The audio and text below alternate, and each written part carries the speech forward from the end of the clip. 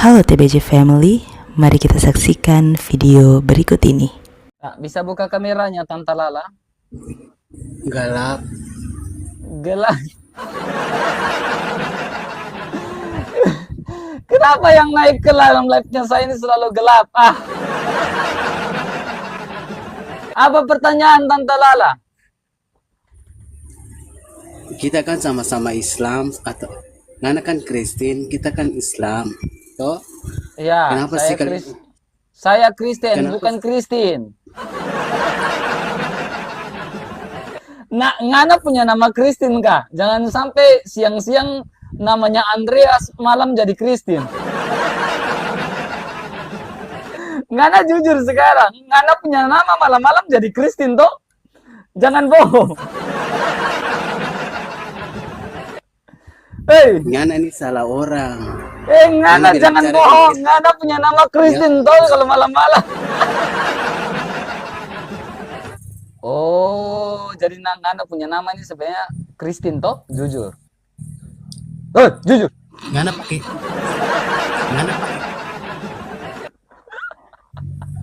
Nana pakai tas B di leher tuh kita dapat tahu. Jangan sosok pintar. Apa? Kok kenapa? Ose kenapa naik-naik? Ose ngamuk-ngamuk. Bukan ngamuk, tapi ini tentang agama. Kenapa ngoni berdebat tentang agama? Ya terserah beta. Kenapa Ose yang panas? Nana baru kemarin kok Nana so tahu sampai. Kau diam dulu. Kau dengar baik-baik ya. Allah itu menciptakan laki-laki dengan perempuan. Bukan perempuan dengan perempuan. Bukan dengan laki-laki dengan laki-laki. Anak-anak baru kemarin kau so tahu so pintar sampai. Tante Lala. Ini saya omong baik. Ngana pakai tas bed dengan anak kita tahu. Tante Lala, dengar baik-baik Tante. Ini saya langsung melakukan, saya tumpang tangan Tante Lala. Tante Lala, ingat. Kita ini bukan orang bodoh, Ngana mau dengar Tante Lala. Tante Lala, dengar dulu. Iya ada pun. Tante Lala So dengar. pintar Ngana itu. Hei! Kenapa dari dulu Ngana tak ada lagi waktu zaman Nabi. Tante Lala, dengar dulu Tante Lala ya, dengar ya.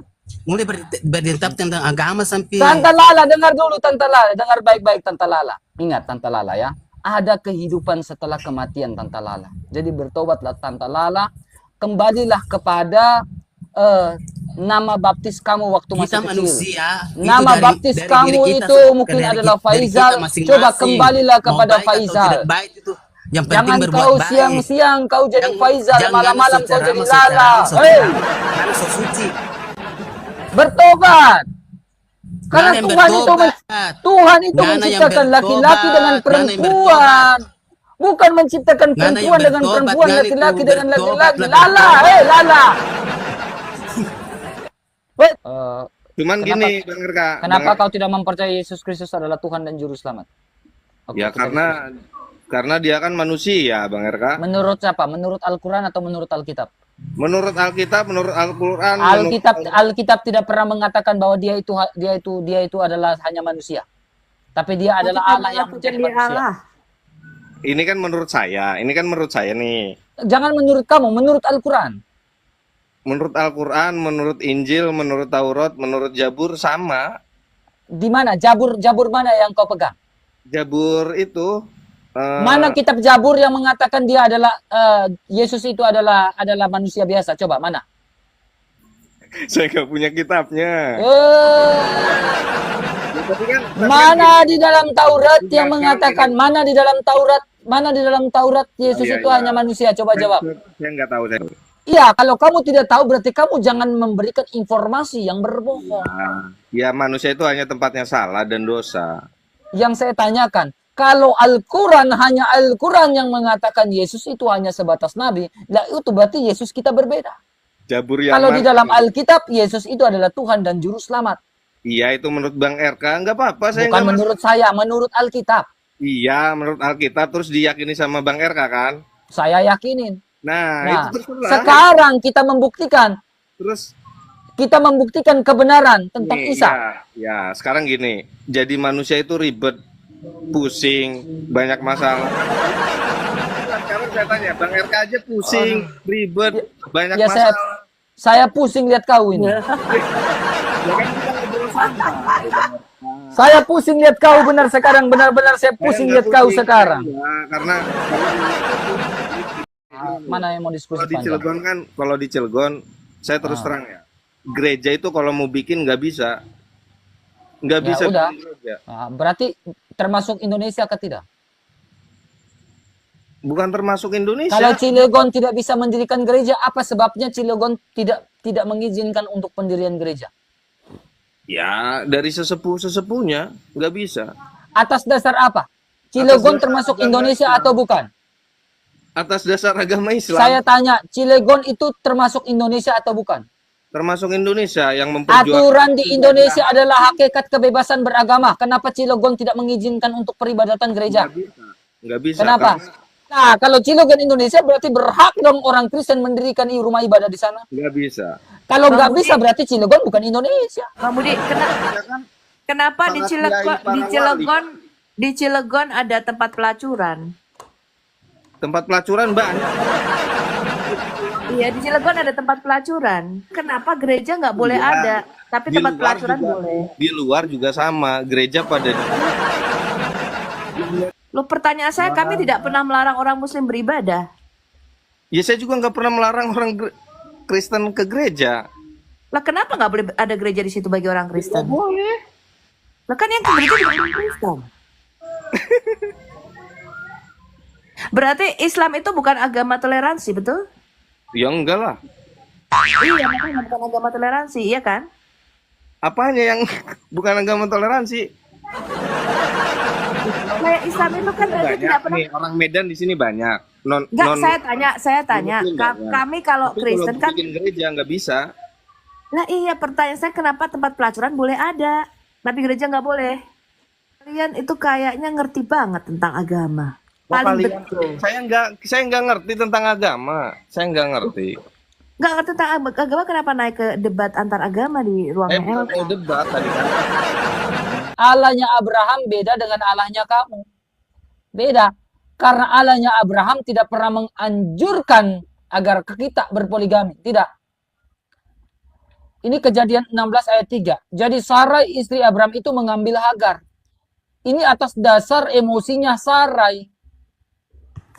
Agar Abraham itu mengambil Hagar itu menjadi istrinya. Ini anjuran dari Sarai. Bukan Allah. Makanya saya katakan Allahnya kita berbeda.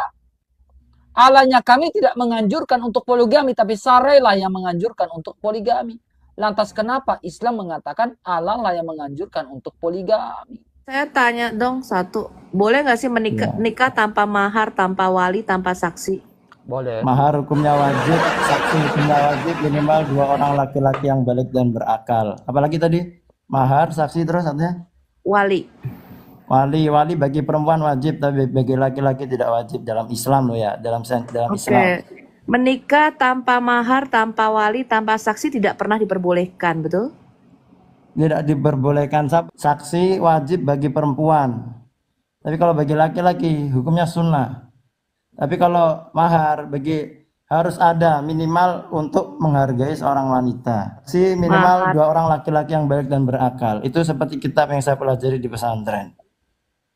Oh, apa hukumannya kalau menikah tanpa mahar, tanpa wali, tanpa saksi? Bagi laki-laki atau bagi perempuan? Sama, bagi laki-laki, bagi perempuan. Kalau Bentar, bukankah nabimu berkata seorang wanita yang menikah tanpa mahar, tanpa wali, tanpa saksi adalah seorang pelacur, betul? makanya sabar dulu satu-satu. Kan saya bilang wali dulu, satu-satu. Wali. Ada sepasang laki-laki dan perempuan. Yaudah, pertanyaan gitu nikahnya nggak sah, udah menikah jawabannya. berarti pernikahannya tidak sah, betul? Ya, Berarti berzinah, betul? ya. Rampasan perang. Berhak Terus? mengatur 1/5 bagian harta rampasan, puasa wisol, menikah lebih dari 4 istri.